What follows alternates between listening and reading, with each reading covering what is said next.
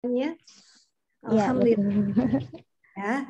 So bahagia banget nih bisa menyapa adik-adik selamat ulang tahun untuk Pramuka.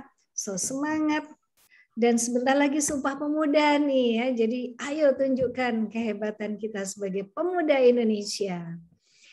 Ya bahagia. Terima kasih Mbak udah diundang ya. Iya.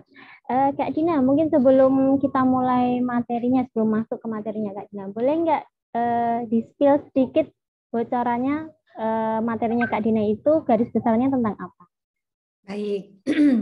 Jadi adik-adik salah satu penyebab adiksi itu adalah pornografi kan. Nah itu yang mau aku coba nih. Fahamkan apa dampak pornografi itu terhadap otak, ya, dan terhadap karakter seseorang. Dan kalau udah kayak gitu, maka apa yang terjadi pada masa depan seseorang ketika sudah kecanduan? Itu sih. Jadi aku nggak bicara game saat ini ya, tapi ada pornografi. Padahal game juga sama tuh, parah juga itu, ya, merusak otak juga. So itu kurang lebih kakak. Oke. Jadi eh, kita langsung aja ya, kayaknya udah pada nggak sabar nih untuk mendengarkan materi dari Kak Dina. Untuk itu, Siap. waktu sepenuhnya saya serahkan kepada Kak Dina. Monggo untuk menyampaikan materi.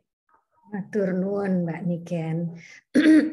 Baik adik-adik sekalian, Assalamualaikum warahmatullahi wabarakatuh. So, namaku Dina Haryana, aku pendiri Sejiwa. Sejiwa tuh berdiri di tahun 2004. Jadi udah lama ya, udah sekarang 2021. Jadi udah berapa tahun tuh? 16-17 tahun gitu ya. So udah lama banget. Nah, isu yang dulu kita pegang pertama kali itu adalah isu bullying. Dulu banyak yang meninggal ya, dan nggak ada yang tahu bahwa itu karena meninggal di sekolah. Nah, mereka belum tahu tuh nama kata bullying tuh, belum tahu pada waktu saya bergerak. Padahal akar dari kematian anak-anak itu adalah karena bullying yang terjadi itu. Nah anyway, alhamdulillah ya sesudah sekian lama bullying sudah teratasi dengan baik.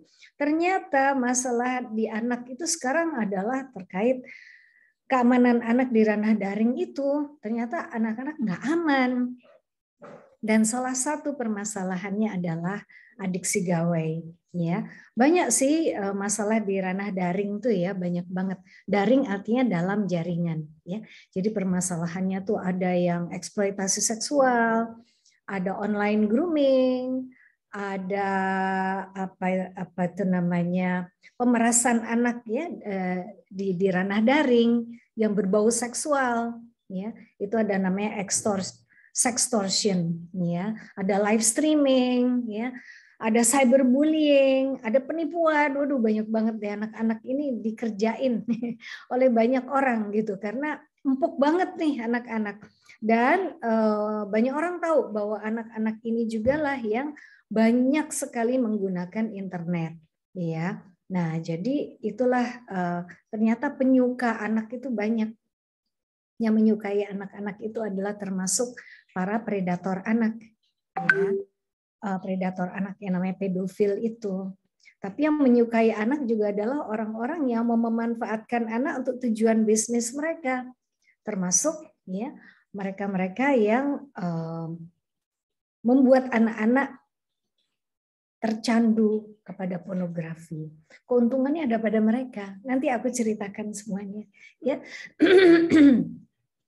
Nah, jadi adik-adik, aku pengen sesudah pelatihan hari ini, ya, adik-adik punya ketangguhan menghadapi kemungkinan mereka itu mendekati kita dan menjadikan kita salah satu korbannya.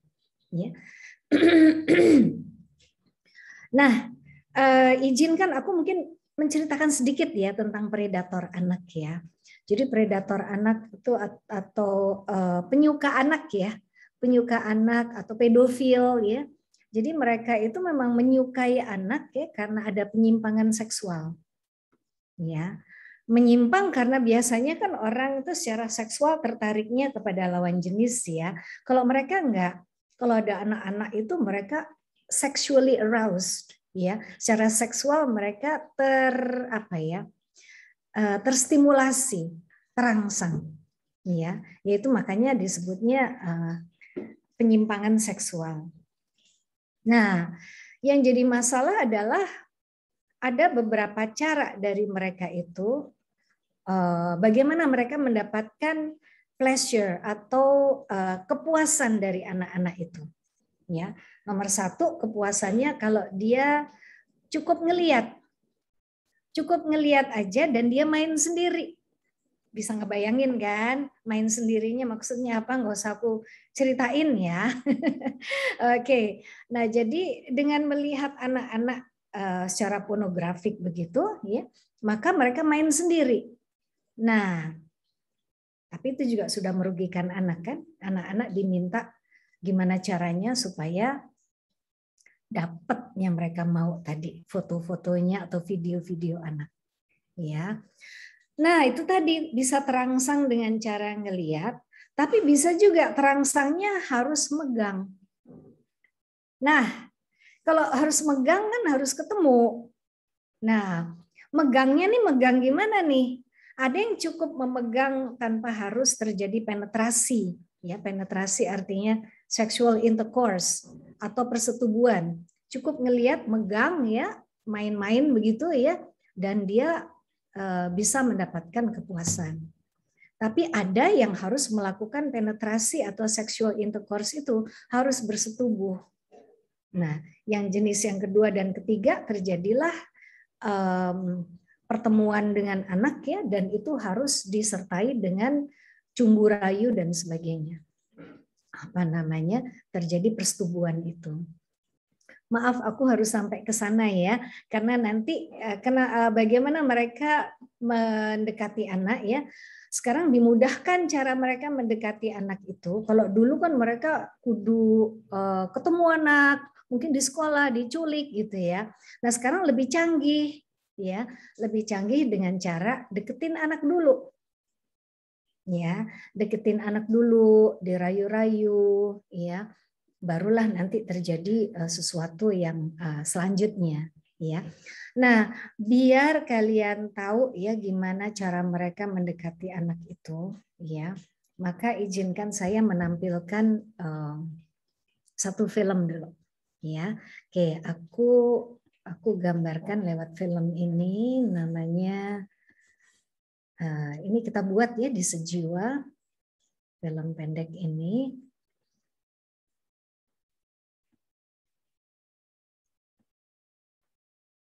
Oke, sebentar aku lihatkan share.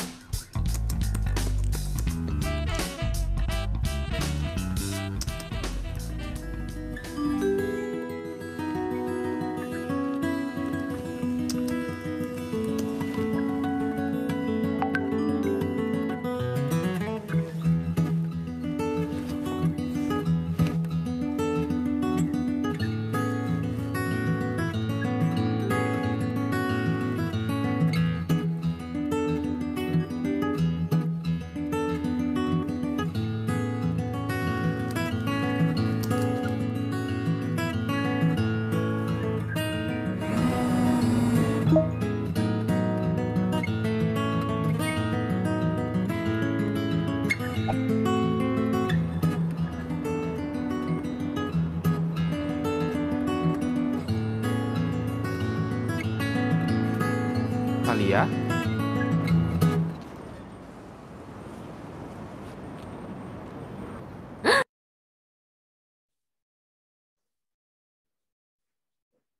Oke. Jadi Adit yang tadi tampil dalam profilnya si cowok itu ya di medsos ternyata beda ternyata om-om yang datang, ya. Maka langkah berikutnya adalah kemungkinan anak ini diculik, ya. Nah, ini sudah kita dapatkan kasus-kasus seperti ini di Sejiwa, ya. Pertama kali dulu kasusnya yang kita terima tuh dia dari Semarang. Nah, dekat tempat adik-adik tuh. Tuh udah tahun berapa ya? Sudah lama. Udah mungkin tahun 2010, 2011 gitu kita terima kasus pertama yang kita dapetin, ya. Sama diculik juga anak ini, ya, lalu dibawa pergi lamanya kayak 10 harian begitu, lalu dibawa perginya kemana adik-adik, ya. Ini aku tutup dulu ya, sebentar aku stop share, oke. Nah, dibawa kemana? Ya, dibawa ke sebuah tempat, ya, yang mungkin macam-macam bisa terjadi, ya.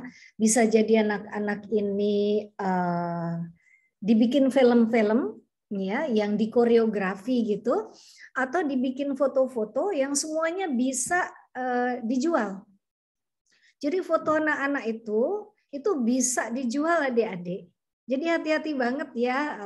Nanti adik-adik kalau punya anak ya, hati-hati banget ya. Apalagi ditonton-tontonin di TikTok ya, kemudian itu bisa diikuti oleh para predator anak itu. Karena dengan melihat anak-anak yang menggemaskan, mereka tuh sudah merasakan adanya sexual pleasure itu, kesenangan seksual itu. Namanya juga orang kelainan gitu. Jadi adik-adik hati-hati banget. Ya, kita mesti mendidik diri kita maupun lingkungan kita, jangan sampai kita mengekspos anak-anak, ya, karena mereka tuh bisa terjadi diikuti oleh predator dan bisa merugikan anak-anak kita sendiri, nggak aman mereka, ya. Nah, jadi ini yang terjadi dengan dunia online sekarang ini, ya, adalah anak-anak banyak berada di ranah daring dalam jaringan atau online, ya. Lalu banyak sekali mereka yang menggunakan kamarnya, ya. Lalu di kamar itulah terjadi begitu banyak kejadian, ya. Apakah tuh kebanyakan main game atau terekspos pornografi atau dideketin oleh para predator anak itu, ya, dirayu-rayu, dikirimi foto-foto dan film-film seksual begitu, ya, dan supaya dia bisa moto-moto kita, dikirimi biar kita senang nih pornografi itu. Lalu dia minta foto kita buka-bukaan karena dia penuh rayuan, mereka tuh penuh cumbu rayu, ya. Maka kita percaya aja, kita anggap dia pacar kita, ya. Maka kita merugikan diri kita sendiri, ya. Karena itu bisa dijual secara online, jejak digital kita bisa buruk sekali adik-adik, ya. Kepada siapa dia menjual? Ya, kepada orang-orang yang memang membutuhkan foto dan video tadi yang cukup ngelihat tapi dia bisa puas. Ya, tadi yang tipe pertama yang aku bilang di awal. Ya.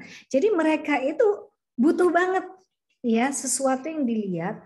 Umur berapa nih yang bisa mereka bisa mendapatkan kepuasan? Kita berpikir mungkin remaja-remaja, iya remaja iya.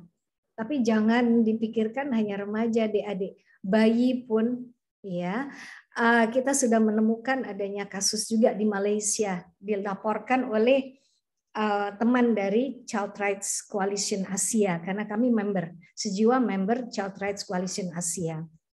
Aku tanya nih sama teman-teman yang kerja di lingkungan sexual harassment, sexual abuse, ya.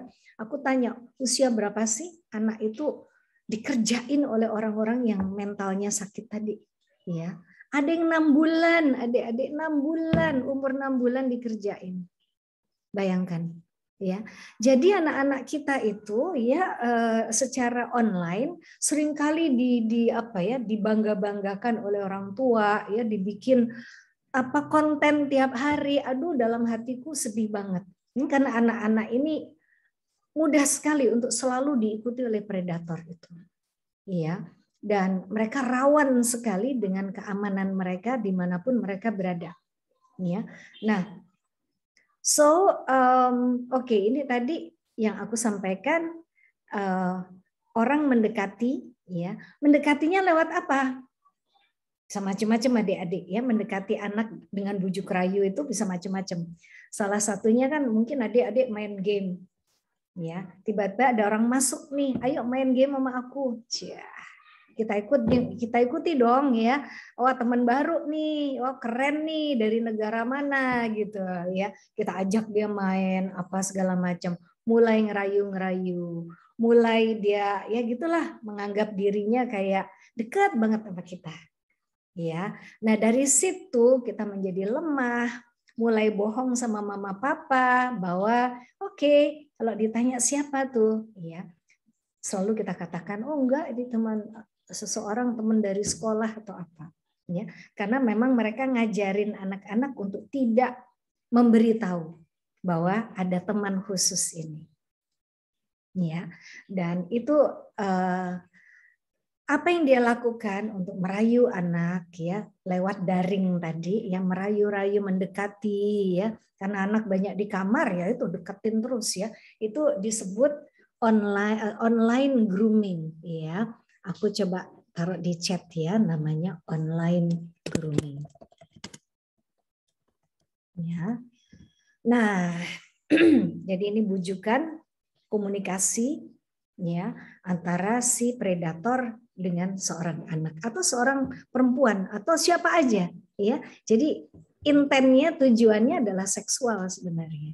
Ya, tujuannya adalah untuk kepentingan predator itu, apakah dirinya atau akan dijual foto-foto dan video-video itu. Ya. Oke. Nah, kalau sudah online grooming, apa dong yang berikutnya? Ya, udah deket, ya, udah ngerasa kayak ini menjadi bagian dari diriku, aku mulai rindu-rindu pada dia, ya, maka dia akan meningkatkan, ya, dengan apa yang disebut dengan sexting. Pernah dengar kan ya sexting? Ya, nah sexting ini adalah pengiriman pesan-pesan seksual ya yang membuat anak itu merasa kayak wah kamu tuh cantik ya, kamu tuh seksi, kamu tuh wah segala macam rayuan. Pelan-pelan digiring supaya anak ini merasa kayak dirinya tuh secara seksual menarik banget ya dan sebagainya. Mulai apa ya, kamu tuh kayak bintang film ini nih ya, mulai dimunculkan ya. Bintang film ini yang mulai kebuka-buka, wah kamu lebih seksi dari dia, wah itu cara mereka seperti itu, pinter sekali merayu dan udah tahu nih kalau udah mulai si anak tadi rindu-rindu ya, terus mencari, kamu kok kemarin nggak apa ya, nggak kontak aku ya. Nah itu udah mulai dia tahu, oh dia merindu padaku, wah udah next stepnya akan terus dilakukan pendekatan yang lebih lanjut lagi ya. Nah, berikutnya lagi ya, ini bisa apa yang kita sebut dengan sextortion ya. Apa ini sextortion ini? Sextortion ini adalah pemerasan adik-adik ya. Kalau misalnya seorang anak itu sadar, oh my God, ya, aku dikerjain nih. Kayaknya dia minta terus nih, ya udah minta foto ya dari atas gitu, wah topless gitu ya, minta lagi yang lebih hebat lagi, wah lama-lama si anak barangkali sadar, oh my God, aku dikerjain, aku nggak mau lagi, ya. Kalau itu terjadi, bisa mereka melakukan jurus sextortion itu dengan memeras. Cara merasnya gimana? Ya, kamu kalau nggak mau ngirim aku foto yang aku mau atau video yang aku mau, ya, maka yang kemarin kamu kirim, maka aku akan postingkan di medsos. Ya, dan kadang-kadang ada anak yang nggak percaya. Ya, ternyata ada yang pernah mengalami sextortion ini. Ya, anak Indonesia, seluruh dunia, Indonesia termasuk. Ya, dari mana nih? Sejiwa tahu. Kita berteman sama KPAI. Ya, KPAI itu tempat orang melaporkan kasus-kasus, ya, supaya segera diatasi oleh pemerintah. Nah, dari situlah kita mendapatkan kasus-kasus yang tentunya nggak bisa dibuka kepada publik ya, karena itu harus diselesaikan untuk menjaga hak-hak anak. Hak-hak anak itu harus dilindungi dari pres misalnya, dibuka identitasnya, itu nggak boleh begitu, harus dijaga dengan baik ya. Nah tapi ada anak nih yang dia sekarang sudah meninggal, dia anak dari Kanada, namanya Amanda Todd ya, Amanda TODD ya. Nanti adik-adik bisa belajar tentang kisah dia. Dia sekarang sudah bunuh diri ya di usia menjelang 16 tahun. Gara-garanya apa? Dia di grooming ya oleh predator anak dari Holland, dari Belanda. Wah, borderless ya, internet itu nggak ada batas ya. Jadi yang ngerjain anak ini bisa dari seluruh dunia, adik-adik. Ya. Nah, kenapa nih Amanda Todd nih kok bisa dikerjain sama si orang dari Belanda tadi? Oke, jadi Amanda ini anaknya ceria, pinter, ceria, suka nari, suka nyanyi, ya. Dan kebetulan orang tuanya pisah, ya. Jadi ada apa ya? Menurut aku dia agak kurang perhatian sih, ya. Jadi dia dibelikan gadget, ya, yang membuat dia tuh kayak bikin konten terus. Ya, dengan lagu, dengan apa, dan anaknya memang cantik sih. Nanti adik-adik bisa cari ya di internet. Nah, dia berada di kamar terus nih bikin konten ya, ketemu dengan strangers ya, orang-orang yang nggak dikenal ya, terus itu menjadi kayak follower dia begitu. Nah, diantaranya adalah si predator dari Belanda itu. Dirayu dong, ya, Amanda cantik, Amanda seksi, Amanda keren ya, dan sangat ceria. Waduh, itu luar biasa. Dan dia bebas merdeka, artinya malam-malam didekati pun nggak ada yang jagain dia gitu ya. Nah, apa dampaknya adik-adik? Ya, mulailah dia disuruh ngirim foto, ngirim video ya. Nah, dia nggak punya pikiran ya, dan dia merasa deket banget sama orang ini. Ya dikirim dong. Ya, karena udah ngerasa kayak oh ini pacar gue nih. Sampai Amanda sadar, dia dipaksa mengirimkan hal-hal yang lebih terekspos lagi gitu. Nah, ketika dia katakan aku nggak mau lagi ya, dan dia merasa kayak terdesak ya oleh permintaan-permintaan yang dia nggak suka itu, maka si cowok tadi mulailah bikin aksi sextortion ya, beneran. Jadi dia udah mengancam si Amanda ya, lu nggak mau kirim ya, maka aku postingkan. Beneran dipostingkan adik-adik ya, menggunakan nama Amanda Todd, menggunakan foto dia, seolah-olah itu akunnya si Amanda Todd yang bikin si orang berdebah tadi ya. Nah, apa yang terjadi ya? Jadi adik-adik dia udah mengalami online grooming, dia mengalami sexting, dia mengalami sextortion. The next one adalah dia mengalami cyberbullying. Dari siapa? Dari seluruh sekolahnya. Ya, wah, semua orang jadi tahu. Ya, nggak hanya sekolahnya, seluruh kotanya, wah heboh deh pokoknya ya. Sampai polisi harus turun tangan. Nah, polisi turun tangan ya, dia dipindahkan nih ke kota lain ya bersama orang tuanya. Ya, waktu itu kalau nggak salah dia tinggalnya dengan ibunya. Ya, dia pindah ke tempat lain. Selesai nggak masalahnya? Enggak. Ya, ternyata si predator masih terus mengikuti ya. Tetapi sekolahnya yang baru juga tahu siapa Amanda ya, karena mereka cari tahu tuh ya Amanda Todd gitu. Wah, rame gitu ya. Wah, jadi sekolah baru pun juga membuli dia lagi. Waduh, akhirnya Amanda memutuskan untuk bunuh diri ya. Dan sebelum bunuh diri, ini hebat anak ini ya. Dia sadar mungkin bukan hanya dia yang mengalami situasi seperti itu. Ya, jadi dia membuat, nanti adik-adik cari ya Amanda Todd tadi. Dia membuat kartu-kartu begitu. Jadi kertas-kertas begitu ya, ditulisi apa yang terjadi dari awal sampai terakhir ya, sampai kenapa dia akan bunuh diri segala macam ya. Intinya adalah ini adalah yang aku tinggalkan untuk siapapun supaya tahu nih kisahku ya, dan apa yang terjadi pada anak-anak ya, bila ya itu mereka berada di online itu seperti apa yang terjadi ya, kemungkinannya. Nah, adik-adik, jadi ini kisah Amanda Todd menjadi kisah yang boleh dibilang sangat menyedihkan ya. Tapi kisah Amanda Todd hanyalah satu dari begitu banyak persoalan yang sama ya, yang sudah terjadi di dunia ya. Dan kita jadi tahu ya bahwa permasalahan ini terjadi ya. Dan saya mau sampaikan juga apa yang terjadi dengan anak di Semarang itu. Ya, aku nggak akan sebutkan apa yang kemungkinan terjadi, ya.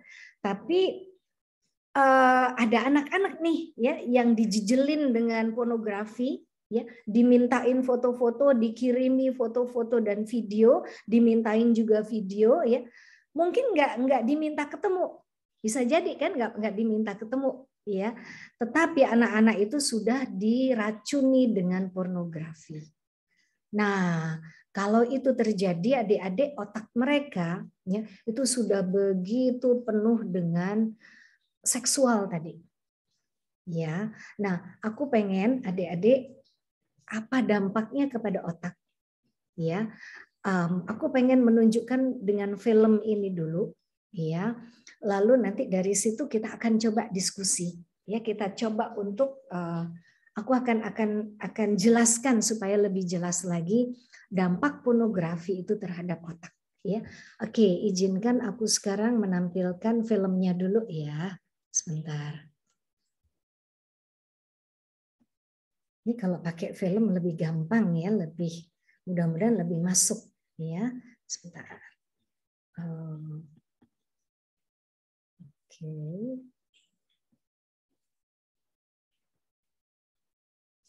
Nah, ini dia. It's coming. Baiklah. Tahukah Anda, otak merupakan bagian tubuh yang paling penting bagi manusia? Sekarang angkat tangan Anda dan letakkan pada dahi. Tepat di situ, ada bagian otak yang paling istimewa. Bagian itu disebut prefrontal cortex atau disingkat PFC. Menurut peneliti otak Jordan Grafman, PFC ini hanya ada pada otak manusia, sehingga membedakan kita dengan binatang. Bagian ini diciptakan dan dirancang khusus oleh Tuhan, supaya manusia mampu memilih dan memiliki etika. PFC berfungsi seperti pemimpin. Ia bertanggung jawab untuk berkonsentrasi, memahami benar dan salah, mengendalikan diri, menunda kepuasan, berpikir kritis, dan merencanakan masa depan. PFC adalah pusat pertimbangan dan pengambilan keputusan. PFC inilah yang membentuk kepribadian dan perilaku sosial. Sayangnya, PFC adalah bagian otak yang paling mudah mengalami kerusakan. Jika PFC rusak, maka kepribadian orang bisa berubah. Rusaknya PFC bisa disebabkan oleh benturan fisik, bisa juga oleh zat kimia, seperti narkotika, psikotropika, dan zat adiktif atau nafsa.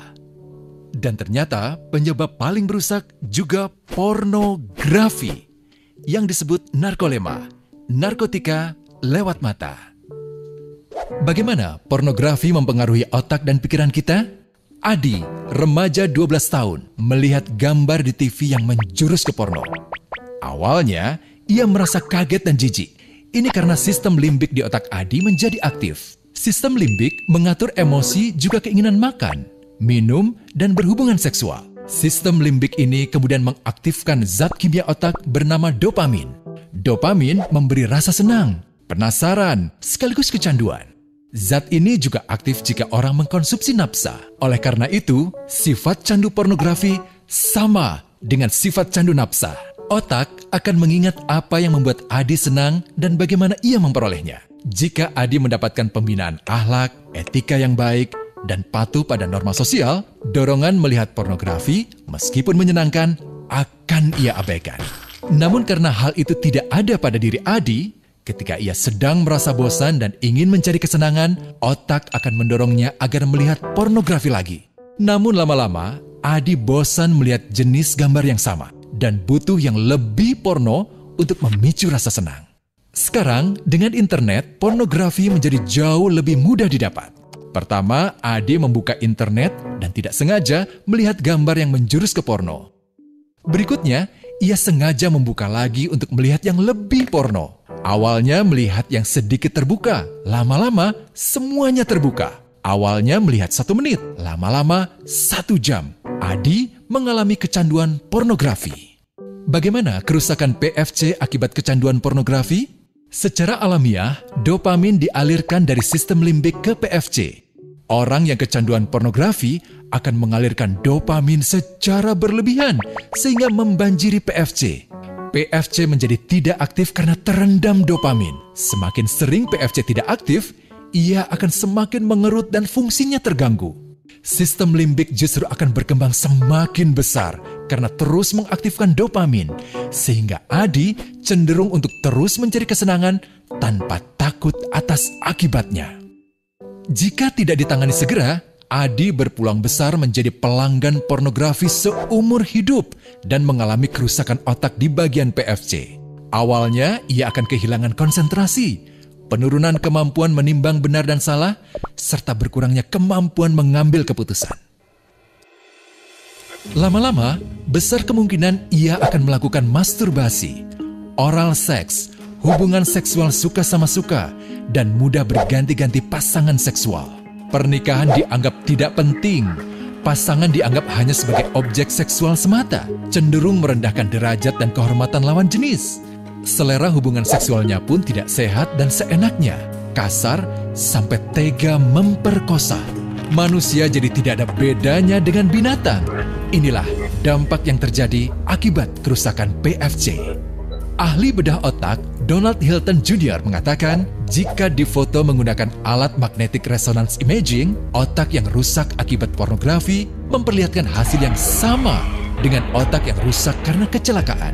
Ia juga mengatakan, berbeda dengan dampak nafsa yang merusak otak di 3 bagian, pecandu pornografi yang sudah melakukan hubungan seks dengan anak-anak mengalami kerusakan otak di 5 bagian.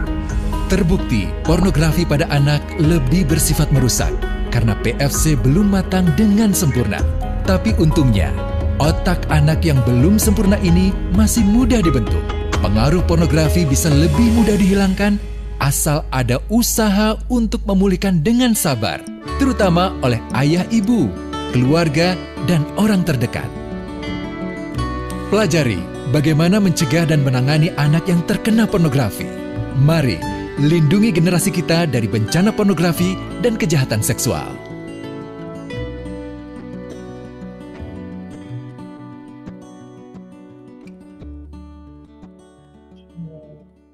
So, adik-adik aku tutup ya. Oke, kita perdalam ya. Jadi gini adik-adik.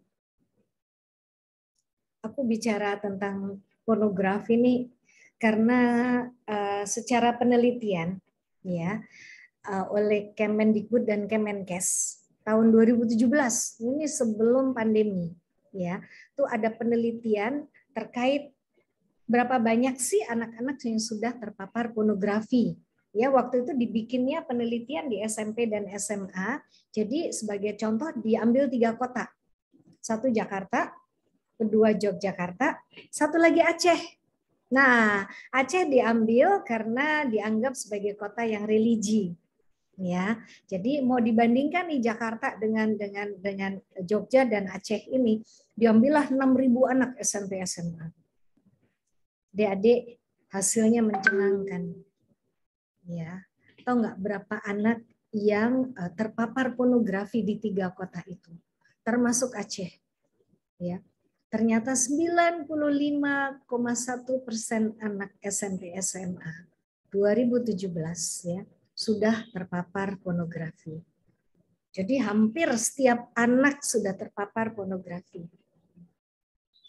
Lalu setahun kemudian dibikin lagi nih penelitian lagi nih, ya sama di tempat yang kurang lebih sama ya. Kemudian mau dicek sama nggak kira-kira? Ternyata ada kenaikan adik-adik menjadi 97% ya dalam 1 tahun. wow, Kementerian Pemberdayaan Perempuan dan Perlindungan Anak jadi kayak, waduh, ini kalau kayak gini di SD gimana nih? Mereka bikin juga nih ya penelitian di SD. Adik-adik, dibuatlah di SD itu di 11 provinsi, adik-adik, nggak main-main. Ya, di tahun kurang lebih itulah sesudah penelitian besar tadi dilakukan. Nah, ternyata anak SD kayaknya mungkin kelas 4, 5, 6 ya kurang lebih ya. Ternyata di SD 97% adik-adik juga terpapar pornografi. Jadi aku sekarang menghadapi adik-adik pramuka, ya, nggak suuzon, tapi aku bicara fakta aja, ya. Semoga adik-adik termasuk yang cuman berapa persen tadi, ya, yang tidak terpapar pornografi. Semoga, ya, itu doaku, ya. Tapi kalau iya sudah, ya, adik-adik ini nggak main-main ya. Aku akan coba gambarkan dampaknya kepada otak. Nah, izinkan sekarang aku masuk ya, memperkuat film yang tadi adik-adik terima. Ya. Oke, tadi di awal disebutkan nih, ada bagian otak di belakang dahi ini yang penting bukan main. Ya, namanya apa adik-adik? Ingat nggak? Ingat nggak namanya apa tadi? PFC atau prefrontal cortex, ya. Oke, jadi ini kayak CEO otak gitu, kayak apa ya, manajer lah ya dari keseluruhan sistem otak itu. Kayaknya kalau orang lagi banyak masalah biasanya begini nih, ya, banyak masalah yang dipegang bagian ini, ya, bukan bagian belakang, ya. Nah, jadi prefrontal cortex ini rupanya dia adalah pusat nalar.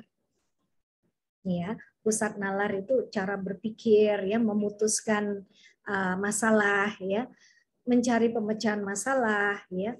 Termasuk nih adik-adik misalnya ada beberapa pilihan nih, aku harus milih jalan ini atau jalan ini atau jalan itu.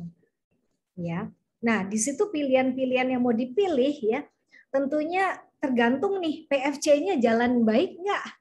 Ya, kalau PFC-nya bagus, maka kita punya tanggung jawab, ya, peduli, ya, empati, ya, kemudian right and wrong, ya, ini yang benar dan yang salah ini yang mana nih, ya? Aku nggak akan nyuri nih misalnya, nggak ada paket data, ya, nggak ada kuota, aku nggak mau nyuri, ya. Tetapi prefrontal cortex, ya, ketika dia rusak gegara ketagihan. Ya, ketagihan apapun, apakah games, apakah udah nyandu deh, apakah narkoba, ya, apakah nyandu pornografi, samimawan, ya, itu sense of right and wrong itu menjadi tipis banget, ya. Jadi apa itu namanya, baik dan buruk itu bisa rusak adik-adik, nggak bisa membentengi diri ya, memilih yang baik dari yang macam-macam pilihan tadi. Makanya sekarang kan ada anak-anak tuh ya yang kalau gadgetnya diambil mukul orang tuanya ya, bahkan ada yang masuk ke sejiwa ya, sedih banget deh. Ada anak ya SMP usianya dia nyekek ibunya, untung ibunya bisa ngelawan balik dan bisa mengalahkan anak ini ya. Itu gegara diambil gadgetnya oleh ibunya karena udah kayaknya udah nggak bisa diberitahu lagi ya. Ada yang mau bakar rumah dan sebagainya. Nah, jadi adik-adik, jadi memang kayak gitu. Jadi kayak kita kehilangan kewarasan kita. Wah, jadi kayak orang gila dong. Ya namanya hilang kewarasan artinya tidak mampu memilih ya mana pilihan yang baik dari pilihan-pilihan yang lain. Mereka itu sangat agresif ya, sangat nggak mikir lagi gitu. Ini benar atau enggak? Ya, dirusak prefrontal cortex-nya tadi. Ya, nah juga kemampuan dia untuk akademis ya, tuh nalarnya jalan ya, itu udah nggak ada lagi keinginan untuk belajar secara akademis ya. Nah, kenapa sih kok sampai prefrontal bisa rusak gegara pornografi itu? Izinkan aku mencoba menjelaskan ya. Mudah-mudahan ini mudah difahami. Gini adik-adik. Jadi otak manusia itu kan ada pertumbuhannya ya, dari bayi ya sampai dia matang. Ya. Matang pertumbuhan otak itu. Dan ketika matang itu kalau diarahkan, didampingi oleh orang tua, dilindungi ya, dan diberikan penanaman kebiasaan-kebiasaan yang baik, ya kan? Dari bangun tidur sampai mau tidur lagi kan kita ditanamkan tuh sholat, ya bangun tidur, ngapain, bersihin kamar, apa. Ini semua adalah kebiasaan baik yang memperkuat namanya PFC itu. Dan memperkuat juga nilai-nilai kehidupan kita. Bahwa aku punya tanggung jawab. Bahwa aku harus punya life skills, keterampilan hidup. Ya. Bahwa aku harus beretika dan lain-lain. Ya. Itu semua yang ditanamkan oleh orang tua itu memperkuat PFC itu adik-adik. Dan itu akan memperkuat wisdom kita. Atau kita menjadi orang yang luhur, ya orang yang bijaksana, ya itu disebutkan sebagai orang yang luhur, bijaksana, bermoral, apalagi ya itu kata-kata itu semualah ya yang baik-baik tadi ya itu sebenarnya adalah kekuatan prefrontal cortex tadi terbentuk dengan sangat baik dan kematangan otak itu ya pada manusia itu baru terjadi di sekitar usia, ayo tahu nggak adik-adik? Coba tebak-tebakan. Ya umur berapa nih otak manusia ya mengalami kematangan pertumbuhannya? Kurang lebih ya tentu tiap orang akan sedikit berbeda, kurang lebih segitu. Ayo siapa mau nebak?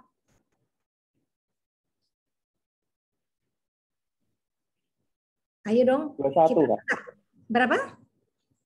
21. 21. Oke, terima kasih tebakannya. Mau coba lagi? Satu orang lagi? Mas Dias. 19. 19, terima kasih. Ini adik siapa nih? Karilia Kenes. Thank you, makasih ya. Oke, satu lagi tebakan. Izin menjawab, Kak, untuk umur perkembangan otak mulai 18 tahun. 18 tahun ke atas. Oh, kalau berkembangnya mulai dari bayi. Bahkan waktu maksudnya rusaknya itu ya. Maksudnya mencapai kematangannya 18 tahun ya. Iya, Kak. Itu. Oke, jadi kalau pertumbuhan otak sejak di dalam rahim ya, dia sudah mulai bertumbuh gitu.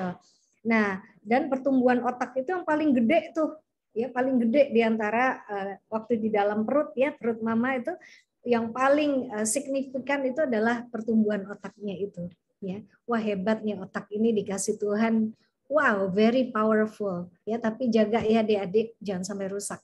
Nah, ini jawabannya. 25 tahun kurang lebih adik-adik. Di usia 25 tahun baru otak kita itu akan terbentuk dengan matang ya. Kurang lebih ya, tiap orang beda-beda kan ya. Kurang lebih ada mungkin 24, mungkin ada yang 26, kurang lebih ya. Nah, pada saat pertumbuhan itu mencapai maksimalnya bila kita menjaga diri kita baik-baik ya sehingga kita tidak kena adiksi apapun ya. Kemudian kita punya semangat hidup ya, selalu bergaul ya. Kita bermain juga kayak pramuka gitulah ya. Kita mengeksplorasi alam dan sebagainya. Wah, itu namanya pramuka itu potensial membuat otak anak itu hebat. Ya, karena otak anak itu hebat itu apabila dia bermain ya, dia berkomunikasi dan dia mengeksplorasi dirinya maupun alam. Maksudnya mengeksplorasi diri itu gimana sih? Ya, oke, misalnya nih, ya, aku mampu nggak sih jalan kaki 10 km? Mampu nggak sih aku membawa beban dari sini ke sana, ya, dengan dengan katakanlah berapa kilo ini, ya, itu termasuk mengeksplorasi fisik, ya, contohnya kayak gitu. Atau aku mau mengeksplorasi diriku. usiaku masih 12 tahun ya. Aku mampu nggak sih masak untuk keluarga? Nah, itu eksplorasi diri deh. Ya. Jadi mengeksplorasi kemampuanku ini seberapa ya untuk bisa melakukan tanggung jawab yang masih terukur. Ya. Nah, belum lagi mengeksplorasi alam, mengeksplorasi bakat kita, ya, kita punya bakat musik sejauh mana nih aku bisa menjadi pemain gitar ya atau pemain cello dan sebagainya, ya. Nah, ini semuanya yang akan menumbuhkan otak kita sesuai dengan potensi yang diberikan Allah pada kita. Ya, jadi yang namanya pendidikan orang tua itu ya menanamkan kebiasaan baik ya. Itu kalau nggak kita rusak ya, waduh kita jadi manusia yang hebat. Ya, nah jadi jangan sampai kita dirusak oleh adiksi ya menjadi layu sebelum berkembang. Oke, aku terusin lagi terkait otak tadi ya. Jadi adik-adik tadi mendengar kata PFC atau prefrontal cortex ya. Dan ini akan menunjukkan apakah kita menjadi manusia yang luhur, bermoral ya. Orang yang kalau di agama-agama itu manusia yang punya kedekatan dengan Tuhan ya, spiritual, orang yang baik ya, dia akan melakukan kebaikan-kebaikan, kebajikan-kebajikan ya. Nah, itu semuanya itu didukung oleh otak yang tadi prefrontal cortex-nya terbangun dengan baik. Tidak diracuni oleh candu itu, candu apapun. Ya. Nah, tadi adik-adik mendengarkan adanya kerusakan pada otak gara-gara ya pornografi. Terus gimana nih cara dia bisa rusak itu gimana? Oke, pornografi kan ngelihat ya. Dari ngelihat itu ada perasaan sensasi seksual. Ya. Nah, sensasi seksual itu semua orang punya. Adik-adik ya. Dalam skala anak SD, anak SMP, SMA ada itu. Tapi nggak perlu dipacu sehingga otak itu menjadi sangat bekerja dengan kuat sekali, ya, sehingga banjir dopamin itu, ya. Dopamin itu apa sih? Ya, dopamin itu hormon yang membuat kita suka banget, ya. Contohnya adik-adik, ya. Kita misalnya waktu SD ya, kita pernah jatuh cinta dong sama teman kita ya. Aku juga pernah SD dan aku juga pernah jatuh cinta di usia itu ya. Dan itu wajar ya. Nggak usah dipacu dengan gambar-gambar dan sebagainya ya. Itu ada perasaan aku pengen deket sama dia, ada gambaran-gambarannya pengen pegang tangan dia, pengen memeluk dia dan sebagainya. Nah, ketika berpikir lalu terjadi sensasi-sensasi seksual itu, bahkan pada anak kecil, ya, itu otak kita memproduksi hormon yang namanya dopamin itu. Itu hormon yang menyenangkan banget. Ya, jadi orang jatuh cinta itu terharu biru oleh namanya hormon dopamin. Kadang-kadang kita lupa daratan, ya. Dikasih tahu nih orang nggak baik sebetulnya loh, buat lo nggak tepat, dia pembohong, nggak peduli kita karena otak kita lagi banyak memproduksi dopamin itu, ya. Nah, oke, karena si anak ini dipicu, biar lagi remaja, wah. Ini hormon-hormon ini lagi bergerak dengan aktif banget nih adik-adik ya. Jadi hormon seksual pun juga wah lagi muncul segala macam ya. Ada sensasi, ada segala macam fantasi dan sebagainya. Ditambah lagi seolah-olah ada pacar ya, pacar online yang tiap hari siap untuk hadir dalam kehidupan kita. Ngasih pula gambar-gambar dia ya, gambar-gambar lagi seksual apa segala macam. Wah, itu yang namanya bagian limbik sistem itu memproduksi dopamin yang luar biasa kencangnya. Nah, apa yang terjadi adik-adik? Terjadilah yang namanya banjir dopamin itu. Ya. Nah, ketika terjadi banjir dopamin itu adik-adik ya, yang paling terkena itu salah satunya adalah prefrontal cortex tadi. Ya. Nah, Itulah kenapa anak-anak itu kalau misalnya mati lampu, nggak ada internet, ngamuk-ngamuk. Ya. Atau misal diajak makan sama orang tua, lagi ngapain dia di sana? Nggak dipeduliin tuh orang tua, dicuekin. Ya, tinggal di dalam kamar saja, makan juga dibawa ke sana. Ya, itu yang namanya kamar udah kayak kerajaan begitu. Ya, tapi baunya minta ampun ya, lama-lama pipis juga. Karena ada bagian sensori di otak ya, lama-lama kalau dia kecanduan betulan ya, itu bisa jadi sensasi lapar, sensasi mau pipis, mau apa, bisa jadi itu bagian yang dirusak juga, bisa jadi. Ya. Nah, bisa kebayangkan adik-adik kamar kita jadi kayak gimana, ya. Hidup kita jadi seperti apa. Ya. Nah, adik-adik, dengan kuatnya tadi dopamin diproduksi ya dan membanjiri otak ya, maka bisa terjadi disebutkan tadi 5 bagian otak yang rusak. Nah, kalau rusak dampaknya apa adik-adik ya? Jadi dia bisa jadi gerak aja males, mager jadinya, males gerak. Ya, jadi sudah ada nih kasus ya anak 8 tahun ya nggak bisa ngomong, gara-garanya dari kecil dikasih gadget ya, orang tuanya kerja ya dua-duanya. Nah sama mbaknya saja di rumah ya, dan mbaknya dikasih gadget udah boleh deh pokoknya semua bebas ya. Akhirnya anak 8 tahun tuh nggak bisa bicara adik-adik ya, dan dia kalau membawa gelas, membawa apa saja jatuh-jatuh adik-adik. Karena ada bagian otak yang mengurusi psikomotorik ya, itu apa ya, kita bisa membawa sesuatu, bisa jalan, bisa lari, bisa apa, itu psikomotorik adik-adik ya. Itu bisa nggak tumbuh dengan baik. Coba sedih nggak adik-adik ya. Jadi dirusak oleh yang namanya dopamin itu. Ya.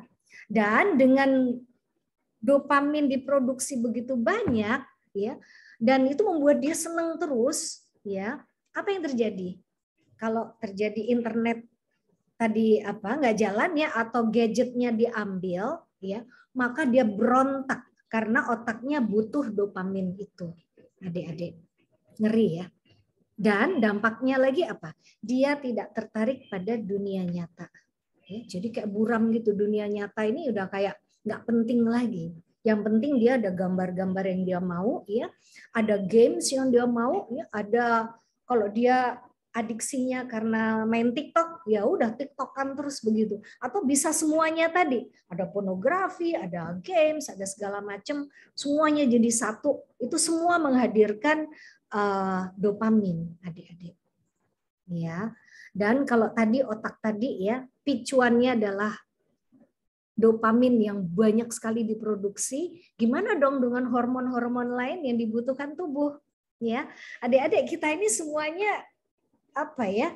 Perasaan gembira kita itu ada hormon yang perlu untuk kita gembira. Serotonin, endorfin, sehingga kita bisa ketawa-ketawa gitu ya, bisa ceria, kreatif ya. Kita butuh hormon-hormon lain. Bisa jadi itu tidak diproduksi dengan cukup. Ngeri nggak adik-adik ya?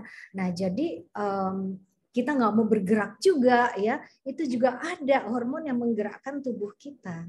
Itu juga nggak diproduksi dengan baik. Gimana dengan tidur? Tidur juga butuh hormon namanya melatonin salah satunya. Juga tidak diproduksi dengan baik. Lama-lama kita nggak tidur. Ya, yang penting terus dapetin dopamin tadi. Nah, udah otak kita udah dijejelin sama kayak gitu. Dampaknya luar biasa. Ya, Oke. Adik-adik, sebelum aku masuk ke yang lain tentang kerja otak ini, ada pertanyaan dulu nggak? Ya, jadi umur 25 tahun yang diharapkan matang tadi, kita menjadi orang yang kreatif, dinamis, ya, keterampilan hidup kita menjadi hebat, ya, kita komunikasi dengan orang keren banget, ya, kita senang bermain, ya, punya energi untuk bikin tim, ya, bikin project-project. Wah, itu keren ya kalau semuanya berkembang dengan baik, ya. Tapi nggak seperti itu dengan anak-anak ya yang sudah atau orang dewasa juga bisa loh adik-adik ya terkena adiksi gawai, apalagi anak-anak yang masih dalam pertumbuhan. Sebelum aku masuk ada pertanyaan lain nggak? Sebelum aku masuk ke bagian yang berbeda, silahkan bertanya.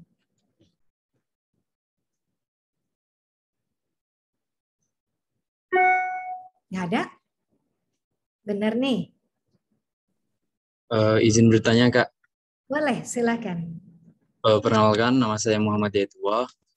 Ingin bertanya terkait tadi kan disebutkan bahwa seseorang telah mengalami kecanduan, yaitu kecanduan gadget yang menyebabkan hal yang seksual tersebut. Terus bagaimana cara diri kita ataupun peran pemerintah dalam istilahnya kayak merehabilitasi untuk pelaku tersebut itu bagaimana ya, Kak? Ya. Kalau yang terkait kecanduan narkoba kan pasti ada peran pemerintah untuk rehabilitasi pelaku tersebut. Kalau terkait yang kecanduan yang demikian itu bagaimana, Kak? Mohon jawabannya. Terima kasih. Baik, terima kasih nih Adik Muhammad Hidayatullah ya. Nah, inilah dia kenapa Sejiwa sekarang melakukan kampanye namanya Jagoan. Ya, peluncuran Jagoan nggak main-main di 5 hari Sabtu, nggak cuma sekali kita luncurkan gerakan namanya Jagoan. Jagoan itu singkatan dari jauhkan adiksi gawai, optimalkan potensi anak. Ya, karena apa? Karena di pemerintah sendiri ya belum ada yang namanya kebijakan khusus menangani adiksi gawai.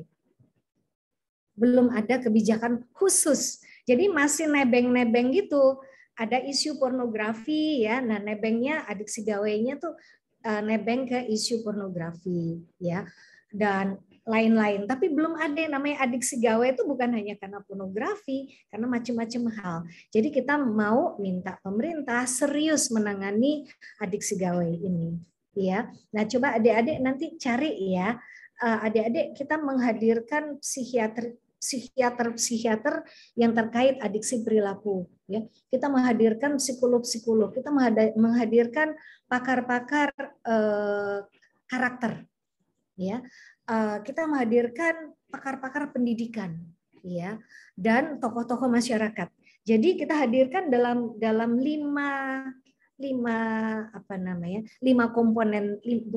peluncuran ya. Nanti adik-adik coba cari namanya Sejiwa Jagoan ya. Sejiwa Jagoan 1, Sejiwa Jagoan 2. Kita udah sampai pada Sejiwa Jagoan 3 sekarang ya. Dan itu kita tampilkan hasil penelitian ya, hasil bahkan KPAI juga punya data juga ternyata mereka. Tapi belum ada yang namanya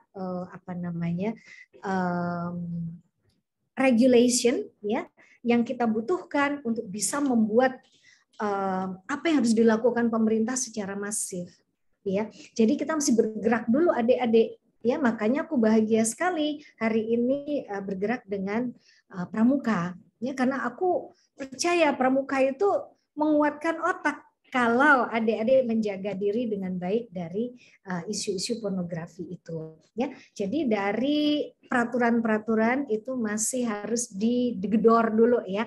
Kita harus melakukan advokasi. Jadi Sejiwa bersama kita punya mitra sekarang urusan ini, urusan adiksi gawai ada 47 deh. Kita akan bergerak untuk menggerakkan pemerintah ya. Jadi ada percepatan supaya ada unsur pornografi itu diatasi seperti unsur adiksi gawai ya, itu menjadi sesuatu yang diatasi dengan sangat baik ya, dengan seperti pornografi juga sudah ada peraturan-peraturannya, ini belum ada ya. Nah, padahal adiksi gawai bisa macam-macam ya. Oke. So bagus banget pertanyaannya. Lalu gimana dong kalau udah ada masalah dengan adiksi ya, adik-adik terpaksa harus ke rumah sakit jiwa ya, atau kepada psikolog dulu bisa ya. Psikolog itu bisa mengatasi kalau kasusnya belum parah ya. Udah ada nih males ngerjain apa-apa ya, mager, makir, udah males mikir ya, males gerak, males mikir, males ngerjain apa-apa, males ya, udah dipanggil udah nggak peduli gitu ya. Nah itu kalau sudah ada tanda-tanda kayak begitu, harusnya orang tua harus melakukan sesuatu. Segera bawa ke psikiater atau psikolog. Ya, nah di psikiater kalau sudah terjadi kecanduan, ya artinya dia kayak sudah lupa lah ya dengan dunia nyata, ya, maka udah agresif begitu, maka dia harus rawat inap di sana. Ya, harus mengalami terapi macam-macam. Ya, jadi kayak di recharge lagi otaknya. Ada yang bisa kembali, ada yang enggak. Tergantung udah terlambat atau kerusakannya udah sejauh mana gitu deh. Ya, makanya kita mesti jaga banget otak kita jangan sampai masuk ke isu pornografi atau main game berlebihan dan sebagainya. Itu sih, ya. Oke, good. Sekarang aku mau masuk ya, very good question. So let me continue dengan paparanku ya. Oke, ini dia.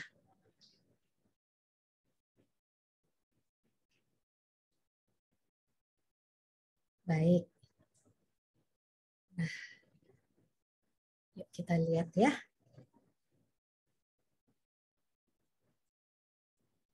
Oke. Adiksi gawai, no way, jangan sampai kita kena ya, dan jangan sampai keluarga kita, siapapun di sekitar kita kena ya. Ayo jadi jagoan internet ya, atau jauhkan adiksi gawai, optimalkan potensi anak ya, jagoan itu. Nah, adik-adik, mari aku gambarkan ya. Nah, ini adik-adik ya adalah otak tadi ya. Kalau sudah terjadi pornografi dan itu sudah merasuk banget pada otaknya, ya bisa terjadi kerusakan pada otak di 5 bagian itu, ya sehingga otak itu benar-benar kayak lemah sekali, ya untuk memproses ya. Kita kan kalau misalnya lapar, ya lapar itu maka otak kita jalan nih, aku mau nyari telur mama nggak ada, aku mau bikin nasi goreng. Nah, itu keluar kan? Itu adalah anak yang otaknya jalan, ya. Atau ada apa nih di dapur, ya? Oke, nyari-nyari gerak, ya. Nah, itu kita sebut dengan keterampilan hidup, ya. Itu ada pada otak yang anak yang benar-benar sehat, ya. Mungkin aku bisa kasih tunjuk ya anak yang otaknya sehat kira-kira seperti apa.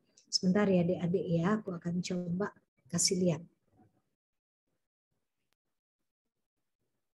Sebentar. Nah, ini dia.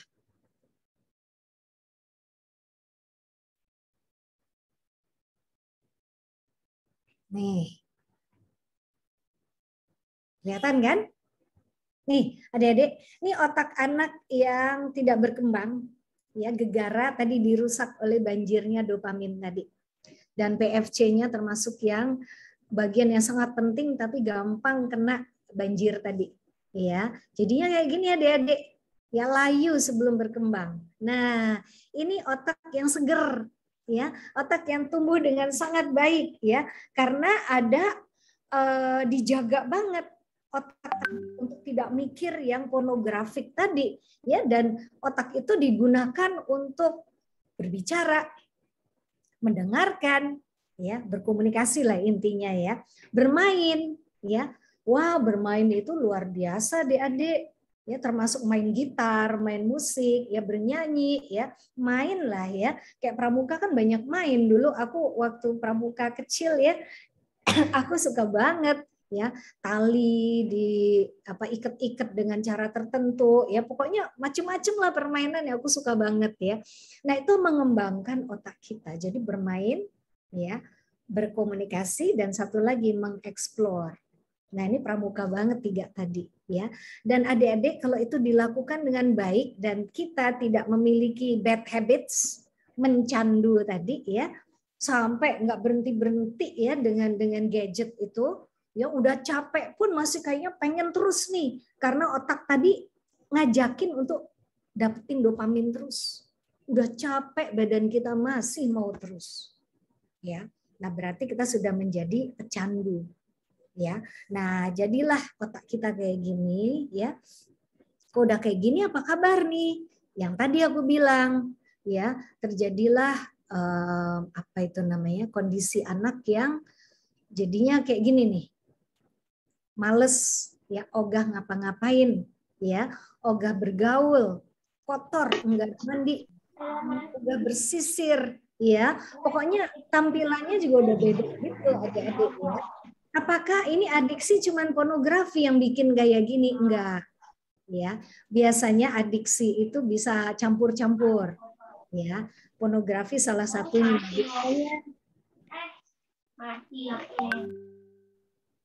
Boleh ditutup adik-adik, di mute ya. Terima kasih. Bisa adiksi tadi gabungan tuh. Games iya, pornografi iya, ya, kemudian media sosial iya. Wah, pokoknya maunya ke gadget terus, nggak berhenti-berhenti, ya. Maka jadinya kayak begini nih, kotor, ogah mandi, ya. Waduh, kamarnya makin berantakan, ya. Baju kotor, baju bersih tuh jadi satu, debuan, ya. Kalau mau dibersihkan sama orang dia marah-marah, ya. Nggak sehat. Karena apa? Makanan yang masuk dalam tubuh, ya, itu dipakainya cuma di limbik sistem yang tadi butuh memproduksi dopamin. Bagian tubuh yang lain yang butuh juga nutrisi, ya, itu berkurang karena diambil oleh bagian limbik sistem tadi. Lalu lama-lama apa yang terjadi adik-adik? Nah, karena banyak terjadi kerusakan pada otak, kalau kerusakannya termasuk pada bagian yang bikin rasa lapar terjadi, bisa jadi kita nggak bisa merasakan lapar lagi. Nah, yang nggak sehat lah, nutrisi makin lama makin kecil masuk dalam tubuh dan dipakainya hanya di satu tempat saja. Nah, kemudian lama-lama dia senang menyendiri, terutama cuma di kamar doang, ya. Jadi kerajaan tuh kamar itu, ya. Enggan lepas dari gadget, sulit tidur. Betul. Ini bagian untuk bisa memproduksi hormon untuk tidur pun juga bisa jadi rusak, ya. Nah, sering tampak gugup kalau ada yang mengajak berkomunikasi, ya. Karena dia hanya berkomunikasi dengan orang-orang yang ngasih dia gambar-gambar tertentu, ya, atau konten-konten yang dia mau saja, ya. Nah, lama-lama mama papa, ya, bapak ibu, nyak babe, ya, tuh ngajarin kita dari kecil itu kebiasaan baik. Satu-satu merotoli, Dek.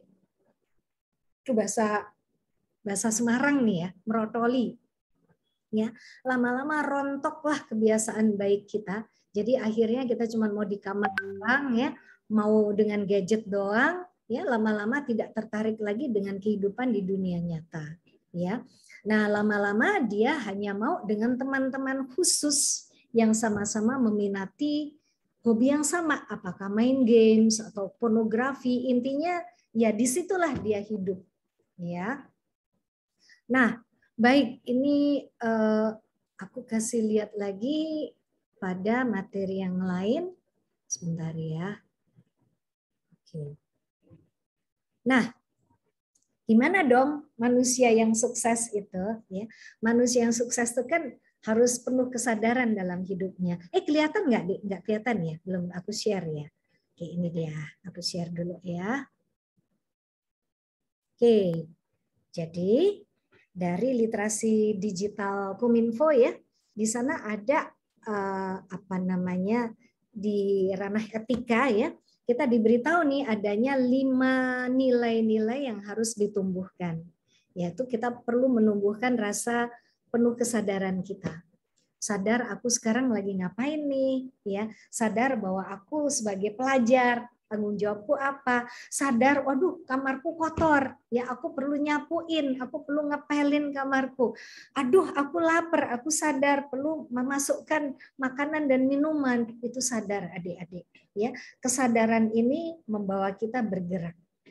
Nah, gerakan ini menguatkan kehidupan kita, otak kita, ya, dan menyehatkan diri kita, ya. Lalu manusia sukses ini butuh sekali kejujuran, ya. Lalu kita juga butuh yang namanya integritas. Apa tuh integritas? Integritas adalah kesatuan antara nilai-nilai diri kita, kata-kata kita, dan perbuatan-perbuatan kita. Integritas akan kuat adik-adik kalau PFC-nya kuat. Nah, kalau ini tadi dihancurkan oleh tadi dopamin tadi, ini semua kita jadi nggak sadar, ya. Kita jadi orang yang benar-benar kayak cuman mau dengan pornografi, mau dengan gadget kita, ya. Maka kita nggak jadi manusia yang penuh kebajikan lagi, ya. Kita jadi manusia yang tidak bertanggung jawab. Intinya seluruh etika yang harusnya terbentuk menjadikan kita manusia yang sukses dihancurkan oleh tadi PFC yang tidak bertumbuh dengan baik, ya. Nah, jadinya ini tadi yang aku sudah sampaikan tadi, ya.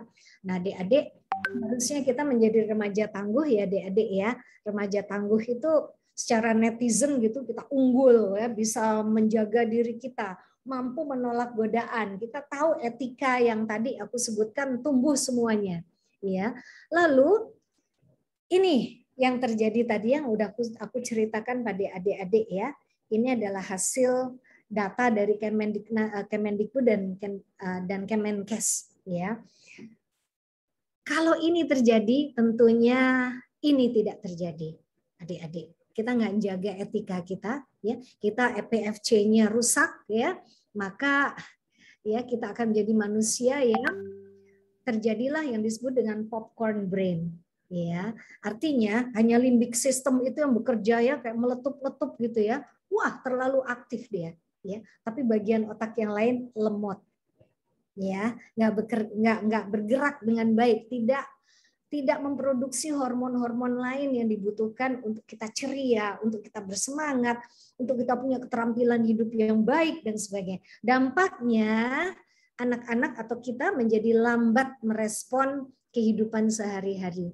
Ya, jadi namanya kehidupan dunia nyata itu jadi kayak kehidupan yang aneh gitu, ya. Jadi dia ngerasa kehidupan nyata ya, kehidupan yang ada di dalam gadgetnya itu aneh kan jadinya.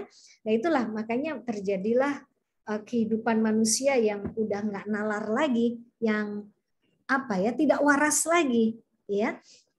Dampaknya apa nih kalau udah kayak gini? Ya namanya orang nggak waras, dia butuh terus nih.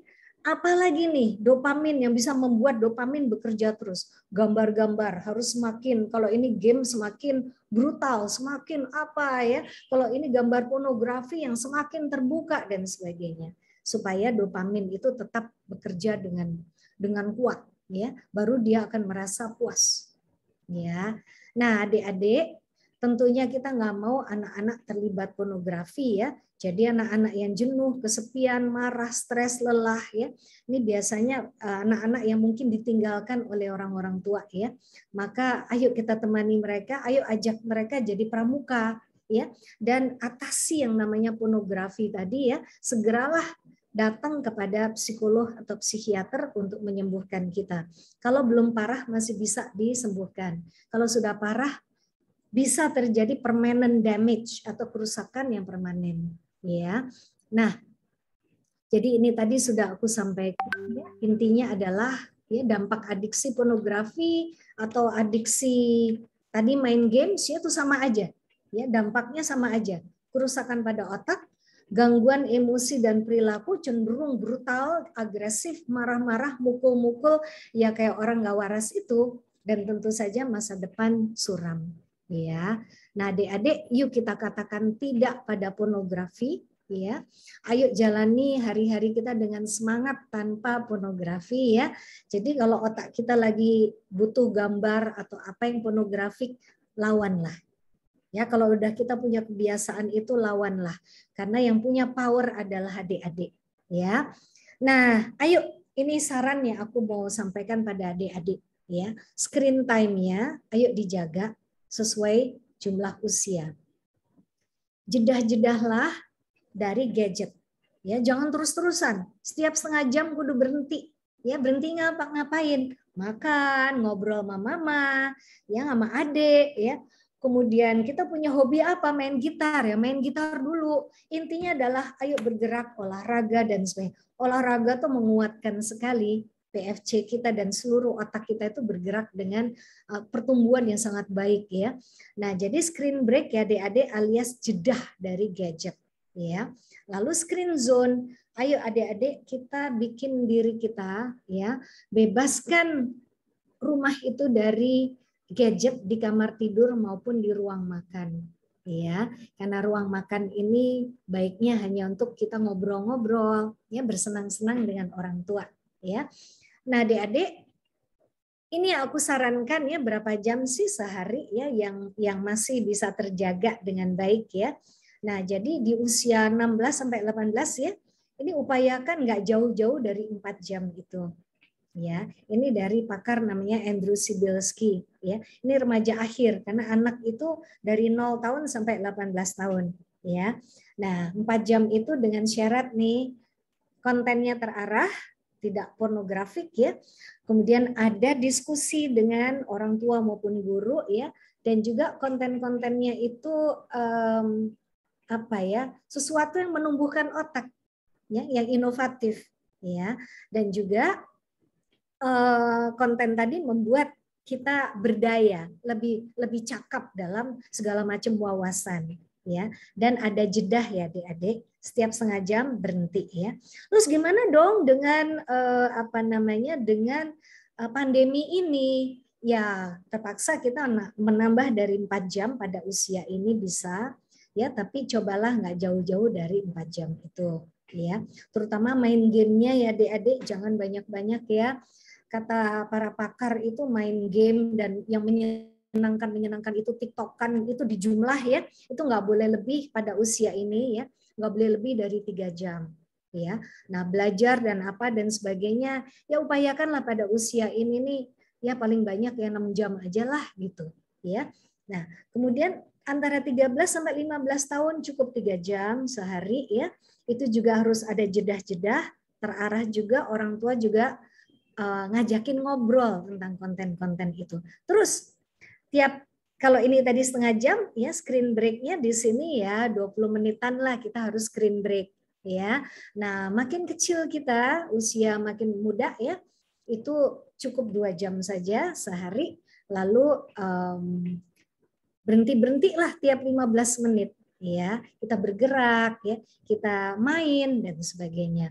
0 sampai 5 tahun bolehlah video chat ya, tetapi nggak boleh pegang nih, namanya kalau gadget tuh jangan dipegang lah, terutama pada usia ini dini banget. Jangan dikasih gawai. Tapi kalau ada bapak atau mama di kota mana, dia boleh video call gitu. Tapi dipegang oleh orang tuanya, jangan dikasih pegang dia gadget itu ya. Nah, idealnya 0 sampai 5 tahun tuh nggak usah pakai gadget ya, idealnya ya. Tapi kalaupun mereka harus pegang gadget ya, itu 1 jam saja dengan konten yang sangat berkualitas ya, dan ini make HP-nya orang tua ya. Ini juga masih make HP-nya orang tua ya. Nanti di sini baru boleh dia menggunakan HP yang dipinjamkan orang tua ya, tapi sudah harus ada parental control ya, dan tetap harus ada kesepakatan. Misalnya kalau dia screen time-nya berlebihan, maka bisa diambil oleh orang tuanya. Itu salah satu kesepakatan. Kayak gitu sih adik-adik ya. Silahkan kalau ada pertanyaan. Ini aku stop sharing dulu ya. Ya, silahkan kalau ada yang mau bertanya atau memberikan komentar tentang materinya, silahkan kita diskusi sekarang. Yuk. Izin tanya. Boleh, ini siapa namanya? Perkenalkan Dharma dari Wonogiri. Dharma ya. Oke, Dharma silahkan. Ini Dharma, kamu yang pertama yang tadi datang ya, keren. Iya, silahkan. Mau tanya dari ini, sebenarnya off topic nih, boleh nggak? Silahkan. Tadi kan sempat disinggung masalah suicidal prevention. Tadi ada pas pertama itu. Nah, saya itu kan gimana ya? Pernah kepikiran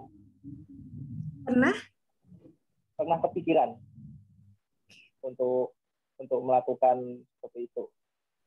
Dan akhirnya saya berbicara kepada temannya itu malah nggak ngebantu. Nah, malah nggak ngebantu, malah saya itu dikata-katain lah. Kenapa sih kamu itu? Nah, kemudian habis itu saya sudah akhirnya saya ke rumah sakit, ya minta konsultasi sama saya didiagnosa depresi episode sama dokter jiwanya. Kenapa? Adiksi, karena apa? Mungkin pada saat saya kepikiran gitu karena kerjaan. Saya kan bekerja juga. Saya kerja, jadi salah terus. Nah, depresi kan akhirnya udah saya udah nggak mau lagi lah. Why I need this job? I just want to die all the time. Oke. Habis itu saya pikiran, nek nggak bisa sama teman, ya udah sama rumah sakit aja. Ya kita dikasih obat, ya tapi obatnya nggak teratur ya. Yang kalau saya nggak kepikiran lagi saya minum, ya nggak kepikiran paling ya tetap minum lah. Nah, pertanyaan saya Ibu ya, bagaimana cara kita itu kan suicidal ini masih dianggap masih ada stigma masyarakat bahwa ini tuh hanya guyonan lah semua anak, padahal ini tuh real people can get killed. Orang bisa bunuh diri. Nah, bagaimana cara kita itu bagi kita itu aku butuh bantu sama temanku, tapi temanku ini nggak ngerasa bahwa saya ini butuh bantuan gitu. Nah gitu. Nah, malah saya dianggap saya gila malah. Nah gitu. Udah itu aja. Terima kasih. Terima kasih Dharma ya pertanyaannya, dan terima kasih kamu jujur ya untuk membuka diri tentang permasalahan kamu. Jadi sebenarnya suicidal cases begitu ya, itu banyak terjadi pada anak-anak atau orang-orang ya yang cenderung mudah depresi ya. Kenapa mudah depresi? Banyak permasalahan ya. Biasanya ada triggernya sih, ada picuan-picuannya. Tapi memang ada kecenderungan dari orang tersebut, dia kalau terjadi pekerjaan banyak, permasalahan yang banyak, lalu atau patah hati atau apa gitu ya, larinya itu ke pikiran-pikiran yang suicidal tadi ya. Itu ada yang seperti itu. Tapi juga jangan berpikir bahwa hanya orang-orang itu saja. Ya, itu bisa terjadi kalau misalnya kayak aku sendiri ya, kerjaanku adalah membangun kesadaran orang tentang jaga otak ini, ya. Tapi bisa nggak aku terjadi suicidal? Kalau aku nggak jaga diriku dengan baik, bisa aja, karena manusia kan selalu menghadapi masalah, benar nggak, Dharma? Ya, nah ini dulu bahwa ada masalah dalam kehidupan. Ya, nah caranya gimana merespon supaya kita tidak masuk di haru biru ya, tidak terus memikirkan tentang masalah itu. Itu yang paling penting kudu kita stop. Jadi kayak aku misalnya ya, aku melakukan apa nih untuk jaga diriku ya, karena aku masih harus memberikan pelayanan pada masyarakat. Jadi aku nggak boleh kena stres, nggak boleh kena depresi, nggak boleh mikirin yang terlalu banyak ya. Jadi kalau sudah mulai ada masalah, ya, lalu mulai nih aku mikir panjang sampai nggak bisa tidur, ya, maka apa yang aku lakukan? Ya, banyak, ya. Aku melakukan yoga rutin. Aku melakukan sholat, ya, zikir. Ya, aku melakukan meditasi, ya, dan aku punya teman-teman yang asik-asik, ya, artinya aku sadar bahwa aku dan teman-temanku anytime ada masalah, ya, dan kita saling mendukung gitu ya. Kalau ada permasalahan seseorang, kita saling mendengar, dan itu adalah orang yang aku percaya banget. Dan kita ada beberapa kecil aja sih. Ada 3 orang begitu ya, tapi kita saling memberikan rasa percaya itu. Jadi aku bisa curhat tentang apa saja kepada mereka, sama mereka juga kayak gitu. Jadi nggak sampai itu yang namanya gelasku itu terisi masalah sehingga aku sampai bludak gitu, dan bludaknya itu sampai pada keinginan untuk suicidal tadi, ya nggak boleh. Jadi begitu kita mendeteksi sesuatu yang waduh, ini udah mulai nih, aku merasa kayak mulai ada panic attack, ya mulai ada pemikiran, nggak boleh sampai ke arah sana. Jagain. Nah, jagain ya, itu Dharma tadi udah masuk pramuka nih, ya. Aktiflah di pramuka. Ya, carilah teman-teman yang asik-asik yang mengajak kita kreatif. Ya, yang kita diajak selalu ketawa-ketawa ya, karena ketawa-ketawa tadi ya, itu adalah obat untuk otak kita jalan dengan sehat. Ya. Nah, jadi yang perlu Dharma pikirkan adalah tadi 3 hal ya, play, connect, and explore.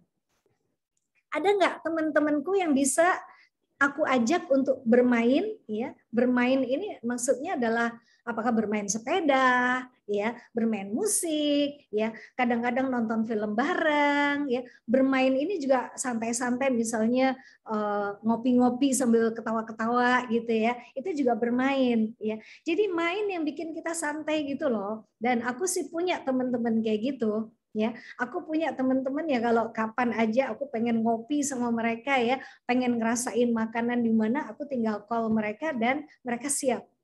Gitu. Nah, kamu mesti mencari nih yang bisa play kayak gitu, yang bisa connect, yang bisa diajak ngobrol dan nggak kemana-mana gitu ya, asik-asik aja ya. Dan satu lagi explore. Explore ini mengeksplorasi alam, jalan-jalan ke alam ya. Rasain tuh yang namanya air laut ya. Rasain tuh yang namanya naik gunung kayak gimana, itu explore ya. Nah, itu yang perlu kamu lakukan terus sehingga lama-lama otak kita tidak lagi berpikir tentang tadi suicidal tadi. Karena lama-lama otak kita tadi membentuk jaringan-jaringan baru. Ya, neuron-neuron kita dibikin sembuh gara-gara tadi aktivitas yang sehat tadi. Aktivitas sehat tadi akan menguatkan hormonal sistem tadi untuk balance. Ya, cukup jelas ya Dharma. Jadi hiduplah yang asik-asik. Ya, belajar musik, belajar apa yang asik-asik. Ada nggak kamu kegiatan yang asik-asik sekarang ini? Kegiatannya sih saya tapi pada saat libur, nah itu yang bosan di rumah, akhirnya ya ada apa di lihat wah desa milenial ya,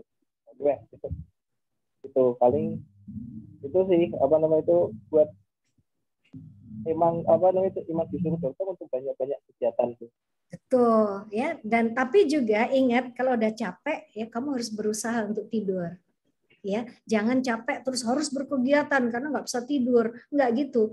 Tidur itu harus dikondisikan, harus belajar untuk tidur. Ya, nah caranya apakah zikir atau apa, jaga diri kita nggak mikir yang negatif.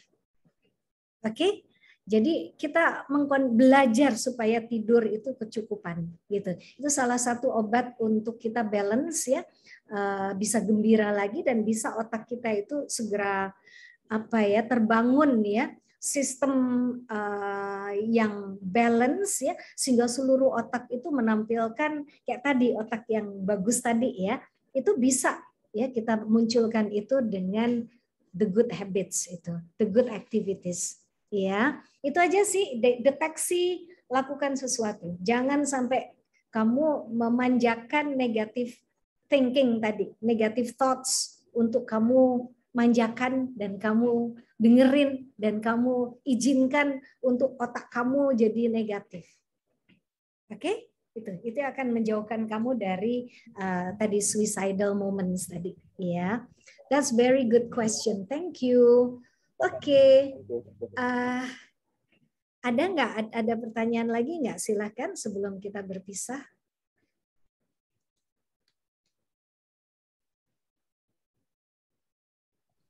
Ya, silakan teman-teman, mungkin satu pertanyaan lagi, karena waktunya juga sudah pukul 17. Satu lagi barangkali.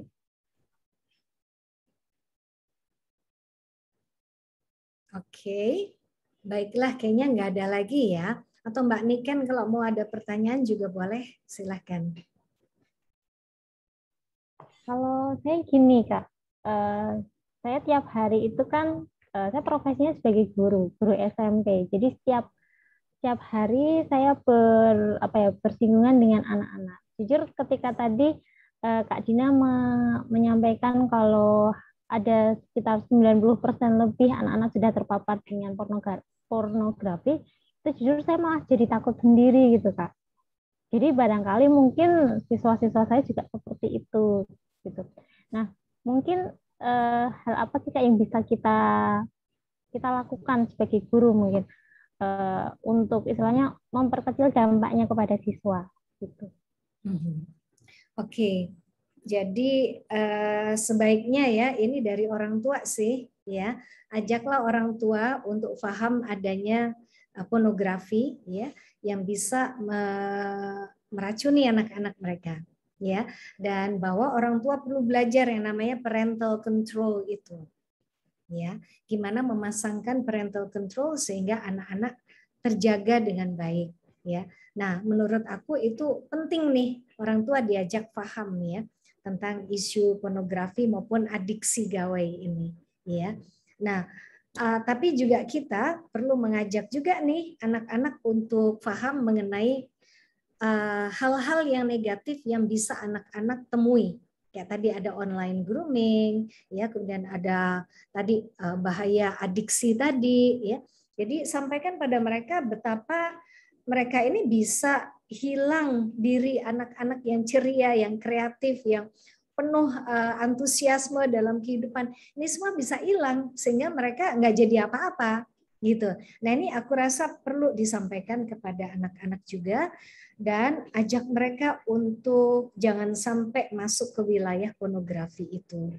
Nah, itu bisa sih Mbak Niken ya disampaikan kepada anak-anak untuk jaga diri baik-baik ya. Syukur anak-anak bisa diajari untuk memasang parental control itu ya. Jadi mungkin Mbak Niken perlu belajar nih masang parental control dulu di HP kita ya, karena di situ bisa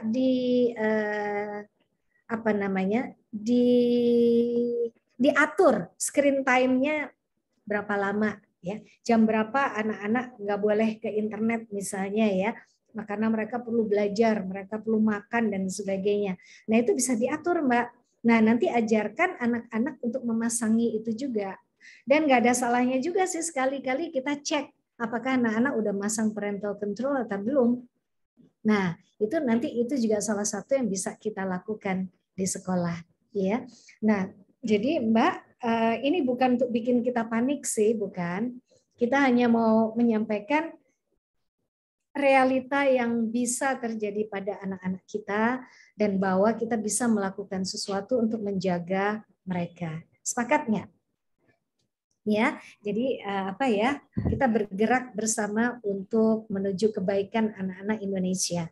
Ya, kita udah mau Sumpah Pemuda nih. Nah, aduh, kalau pemuda-pemudinya kacau teradiksi kan nanti mager, maker gitu ya. Apa tuh? Mager tuh malas gerak, makir tuh malas mikir.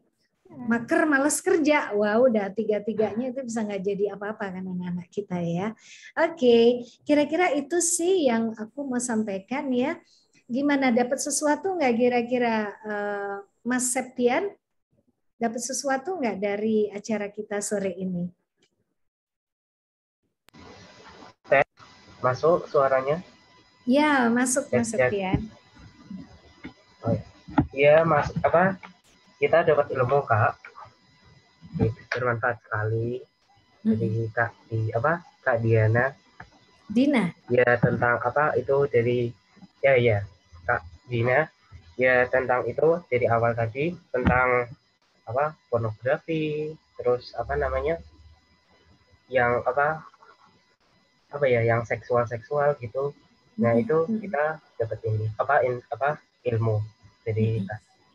Bisa lebih menjaga diri ya. Oke, jadi jangan dilihat untuk kepanikan, bukan ya, tapi justru waspada bahwa ada orang-orang yang mau ngerjain anak-anak. Makanya pramuka itu aku dukung banget ya. Jadi nanti kalau ada anak-anak lagi untuk diberikan materi, aku siap Mbak Niken ya, supaya kita sama-sama menguatkan anak-anak Indonesia menjadi insan-insan yang luhur insya Allah ya, dan menjadi penerus bangsa kita ini dengan menjadi yang tangguh ya. Baik, so aku akhiri ya teman-teman, Mbak Niken, aku mohon diri ya, insya Allah teman-teman terjaga dengan baik dan menjadi manusia yang bermanfaat di dunia ini ya, dan mampu melindungi diri kita ya, mampu mengarahkan diri kita, mampu mengarahkan adik-adik kita, mampu mendampingi adik-adik kita ya, dan keluarga kita juga jangan ada yang teradiksi ya. So insya Allah kita menjadi bangsa yang hebat. Baiklah, aku undur diri, Dina Haryana dari Sejiwa. Insya Allah kita bisa ketemu lagi. Assalamualaikum. Kita foto bareng dulu. Siap, monggo silakan. Oh, ya. Jadi teman-teman, itu tadi materi dari Kak Dina. Dan pastinya sangat bermanfaat sekali untuk kita semua. Jadi mudah-mudahan dari materi ini kita bisa mengimplementasikan dalam kehidupan sehari-hari dan kita bisa terjaga dan juga bisa menjaga adik-adik kita dari bahaya pornografi tadi. Baik, dan untuk mengakhiri ya. Oh ya, betul, dengan adiksi juga. Baik, untuk mengakhiri sesi kita pada sore hari ini, kita foto bersama terlebih dahulu. Monggo untuk rekan-rekan bisa menyalakan kameranya terlebih dahulu. Yuk, Muhammad Hidayatullah, kamu tukang foto kan? Mas Ardo balik ya? Iya, Bapak. Ya. Tadi mengikuti atau di mana tadi, Mas? Di Sambi, Mbak Dina. Oh, di Sambi. Oke. Ya. Sip. Baiklah. Oh, ada Adit. Adit, foto Adit. Aman lah. Oke. Ini untuk slide pertama masih ada beberapa yang belum menyalakan kamera. Gimana? Kalau nggak ada ya? Pak Lurah. Pak Lurah mana Pak Lurah? Nggak ada, oke. Oke, kalau nggak ada, langsung ya. 1, 2, 3. Sekali lagi. 1, 2, 3. Lagi. 1, 2, 3. Oke, dah. Oke. Mbak Dina, terima kasih banget atas waktunya. Sami-sami Mas. Nanti kalau jangan sungkan untuk colek-colek aja kita main-main. Oh, dengan bareng, senang hati. Iya, dengan senang hati Mas. Juga kalau ada anak-anak lain ya perlu mendapatkan materi, kita siap membantu ya. Kita sama-sama selamatkan anak-anak kita. Insya Allah ya. Makasih Mas Ardo dan teman-teman ya udah ngundang saya. Assalamualaikum warahmatullahi wabarakatuh. Waalaikumsalam. Matur nuwun Kak Dina. Sami-sami. Aku pamit ya. Dadah. Ya. Peserta mau Zoom nggak nih? Atau mau TN nih? Zoom. Enggak. Ini kan udah hampir apa enggak gitu ya? Oke. Kita kasih kesempatan nih. Soalnya kan nggak ada grup WA, nggak ada grup Telegram, nggak ada apa-apa nih. Ini nggak ada grupnya atau Mas? Nggak ada, jangan sedih kamu. Jadi semuanya dashboard dan Instagram doang. Baik, karena nggak ada grup-grupan, jadi monggo ini karena kesempatan bertatap maya dengan teman-teman peserta, silakan. Aku mau komentar dulu dong. Aku mau nunggu komentar dulu dong. Pernah dapat sesi kayak gini tadi nggak? Gimana? Sebelum-sebelumnya. Gimana? Pernah dapat sesi kayak gini nggak?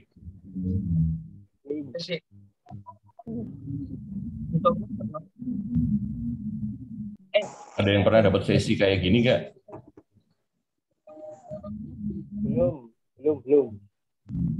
Belum nggak. Kaget nggak kalian dapat sesi kayak gini? Kalian mau ngomong seksiologi gitu aja kan tadi agak canggung gitu kan? Oh, iyalah. Pernah aku. Iyalah, masih SMA ngomong kayak gitu mesti. Nah, iya. Tapi kira-kira berguna nggak sih, teman-teman? Berguna banget, Kak. Iya, Nah, berguna banget sekali. Mosok. Oh iya, ini aku masih bingung tentang itu yang bagi apa tiskanya Jota Joti. Gimana caranya? Meet up aja, Kak. Meet up ya, Kak. Pak, dipaketkan kan nanti biar bayar orderannya sendiri-sendiri. Gimana caranya? Ada 100 biji, gimana caranya? Tolong. Kalau yang dapat bisa diambil sendiri, ya diambil sendiri aja. Kalian aja juga nggak kenal satu sama lain, siapa aja yang ikut aja kalian juga nggak kenal, gimana? Itu dikirim ke per kuarcap aja Mas, jadi biar nanti ngambilnya di kuarcap. Sekalian nanti mungkin bisa ketemu sesama peserta, jadi kenalan. Dan mohon izin, ya? Mohon izin Kak. Kenapa? Saya dari Kuarcap Pemalang. Saya tapi sekarang kerja di Semarang ini Kak. Kalau bisa diambil langsung ke Sangger aja. Datang. Ya kamu ngambil di Pemalang, bodoh amat ya. Loh, enggak. Kan mumpung deket toh Kak. Kan saya sekarang kerjanya di Semarang. Ada yang mau kenalan lagi nggak? Kita kasih sesi dulu nih. Lumayan nih sebelum maghrib. Daripada balik ke timeline sama story sama ke dashboard lagi ya kan?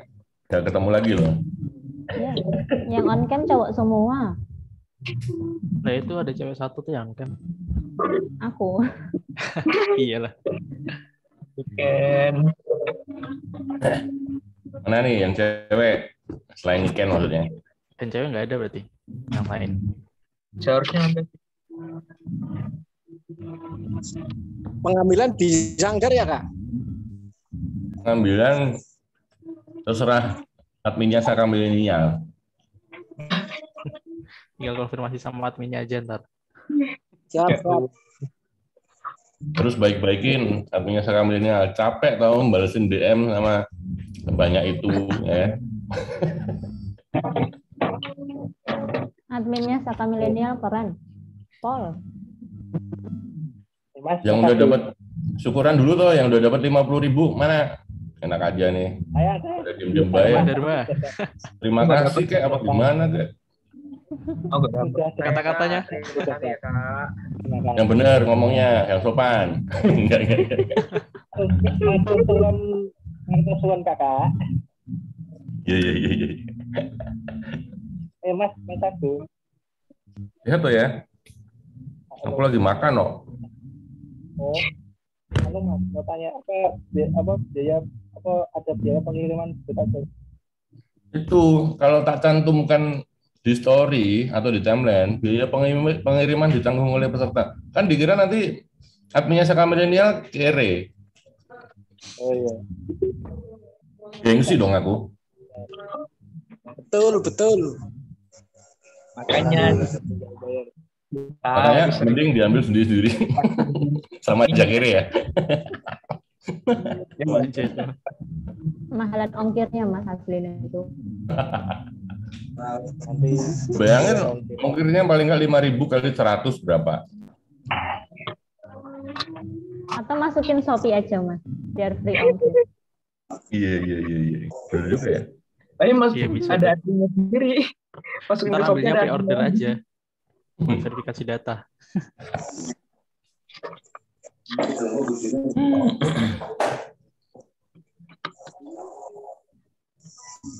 Bayarnya di Mas. Mana? Bayarnya Ini emang ada yang 100 orang itu ada di sini? Nggak ada kan? Nggak ada. Di sini aja nggak ada 100 orang. Enggak, maksudnya yang 100 orang yang dapat diska Cota-Coti. Ada, dicek nomornya yuk. Aku dapat. Orang Abil aja dapat santai-santai aja, nggak butuh dia. Effort dong dia.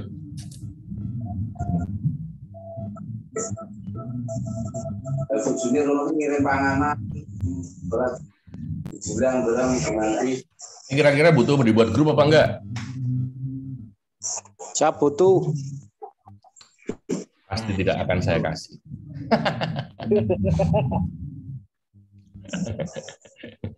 Lah gimana udah Zoom berapa kali kita, ya kan? 2 kali. 4 kali. 4 kali ya? 3 kali ya. 3 kali dong. Ya, 3 kali.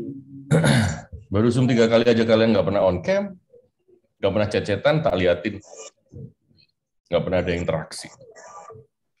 Tukeran GID dong, gitu kayak Joti kemarin. GID. Tukeran GID, dapat GID tapi nggak kenal. Ini GID-nya siapa ya? Cuma dapat GID.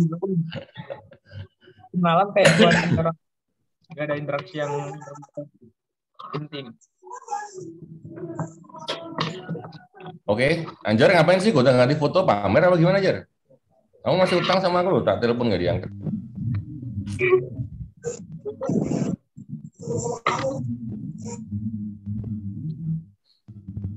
Oke, terima kasih teman-teman. Kalau dari aku sih itu mungkin ada kritik, saran, masukan selama sampai hari keberapa ini? Hari keberapa? Hari ketiga. Dua apa 3? Ya 3 apa 4?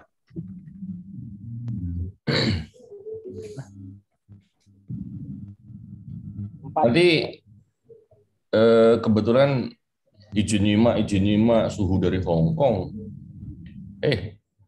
Jadi nanti gini, Anjar nyimak ya, beneran, awas kalau kamu nggak nyimak. Ini sampai tanggal 8, dari 18 sampai tanggal 20 itu kalian harus menambahkan hashtag kedepannya adalah mention dan tag akun Duta Humas Kuarda. Nah, nanti teman-teman ini nanti diinformasiin di dashboard.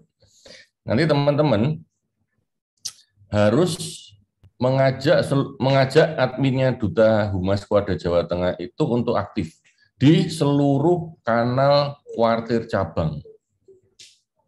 Ya, colek, ya kan, mention, kalau perlu balang nganggo kapur, tapi kan nggak bisa. Nah, nanti kan adminnya kan ada 5 tuh.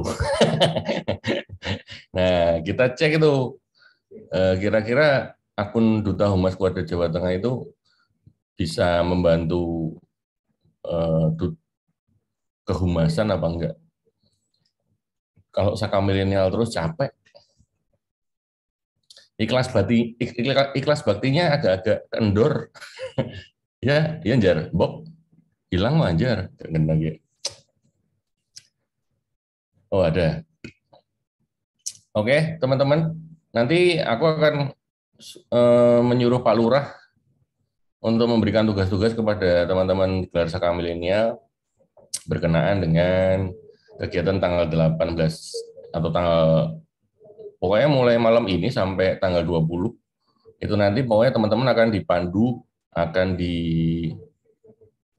di-guide oleh teman-teman Duta Humas. Nanti kalau di tengah-tengah akan ambil alih lagi pasukannya, ya teman-teman siap-siap di dashboard dan story juga. Gitu sih dari aku. Nanti teman-teman Duta Humas biar koordinasi dulu. Kasihan Pak Lurahnya sibuk, jam terbang tinggi, anak buahnya keteteran. Itu dari saya. Terima kasih. Walidaya. Jangan lupa tadi digunakan ya ilmunya, ya kan? Itu tadi bukan hanya didengarkan terus keluar masuk kuping doang, tapi dengan temanya Gelar Saka Milenial ini kan bergerak itu ya teman-teman. Ketika melihat ada kejadian atau mungkin peristiwa yang tadi mungkin jadi sesi, juga teman-teman tahu harus bagaimana gitu. Ya, jangan sampai atau jangan-jangan kalian sendiri pelakunya. Yang kerupuk kulit ya Mas. Nah yang itu aja. Oh ya. Makasih. Sama-sama. Ya. Apa sih? Ada anak SMK. Ada anak SMK jualan ini loh. Wah enak banget kuy. Ya wis, gitu ya dari saya. Tetap semangat, ya kan. Jangan sedih, semuanya dicatat. Ya, semua kelakuan kalian dicatat, semua laporan dan report kalian dicatat, ya kan. Jadi semuanya sudah tercatat. Teman-teman yang sering on cam siapa tercatat, ya kan. Teman-teman yang cuman mati kameranya pas join juga tercatat semuanya. Oke, kita tidak akan memaksakan semuanya, itu terserah kalian. Kita yang jelas sudah tahu juara pertama atau peserta terbaik berapa, Dit? Peserta terbaik 2 juta dong. Berapa? 2 juta. 2 juta Baik ya. rupiah, guys. Di masa pandemi gini, ya kan? Anjay. Cuma on cam dapat 2 juta. Sangat, selain dapat ilmu, kalian juga teman-teman akan dapat ya add-on. Itu aja kemarin udah dapat, ada yang dapat pulsa, ada yang dapat apa uang elektronik, banyak banget. Nah itu. Ini acara gelar Saka Milenial apa bagi-bagi duit ya? Aku bingung aku. Giveaway-nya Saka Milenial. Oh iya. Yaudah teman-teman, semoga semakin bermanfaat. Teman-teman ikut gelar Saka Milenial bermanfaat untuk orang di sekitar dulu. Jangan lebar-lebar sampai ke kabupaten, nggak usah. Yang dekat-dekat aja. Itu nanti. Ya. Dari saya cukup sekian, terima kasih. Kalau mau dilanjut, saya kasihkan ke Adit dan teman-teman. Bila itu Assalamualaikum warahmatullahi wabarakatuh. Waalaikumsalam warahmatullahi wabarakatuh.